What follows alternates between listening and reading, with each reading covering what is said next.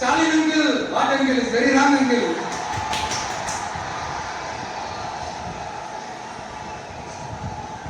இப்படி தமிழ்நாட்டுல இப்ப நடக்கிற இந்த ஆட்சியினுடைய லட்சணத்தை பார்த்துக்கிட்டு நாம எப்படி சும்மா இருக்க முடியும்? ஒரு தவறு செய்தால் அல்லது கெடுதி செய்தால் அவர் கபட நாடக மு.க. ஸ்டாலின் அங்கிளாக இருந்தாலும் அங்கிள் உங்களுக்கு மனசாட்சின்னு ஒன்று இருந்துச்சுன்னா நாங்க கேட்கிற கேள்விகளுக்கு மட்டும் பதில் சொல்லுங்க.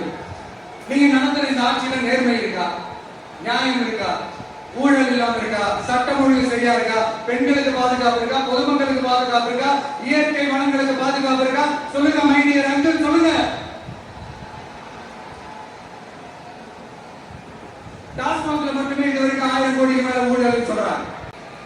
எதிர்காலம் வரும், என் கடமை வரும், இந்த கூட்டத்தின் ஆட்டத்தை ஒழிப்பேன்.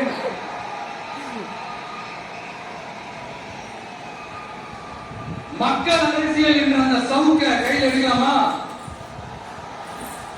யாருக்கு எதிரானதான கேட்கிறீங்க? வேற யாரு? மறைமுக உறவுக்காரர்களான பாசிச பாஜகவும் பாய்சன் திமுகவும் தான். மாண்புமிகு பிரதமர் நரேந்திர மோடிஜி அவர்களே 3வது முறையா ஒன்றியத்தோட ஆட்சி அதிகாரத்தை நீங்க தானே கையில் வச்சிருக்கீங்க. இல்ல நாங்க தெரியாம தான் கேட்கிறோம்.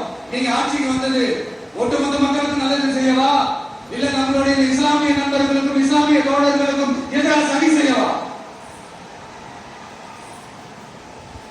மக்களுக்கு உங்ககிட்ட கேட்கறதுக்கு ஏராளமான கேள்விகள் இருக்குது.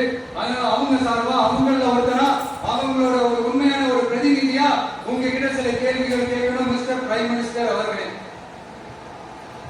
நம்ம தமிழ்நாட்டு மீனவர்கள் வச்சுக்கிட்டு மக்களை ஏமாத்த நேரடியாக ஒரு பாசிச பாஜக அடிமை கூட்டணி ஒண்ணு, அடுத்து உங்களோட இந்த மைனாரிட்டி ஆட்சியை ஓட்டுறதுக்காக மறைமுகமாக RSS அடிமை குடும்பம்னு இன்னொரு கூட்டணி. இப்படி மக்கள் சக்தியே இல்லாத இந்த ஊழல் கட்சிகளை மிரட்டி அடிமணியை வச்சு 2029 வரைக்கும் சொகுசு பயணம் போயிடலாம்னு திட்டம் தீட்டி வச்சிருக்கீங்க. அதாவது தாமரை இலை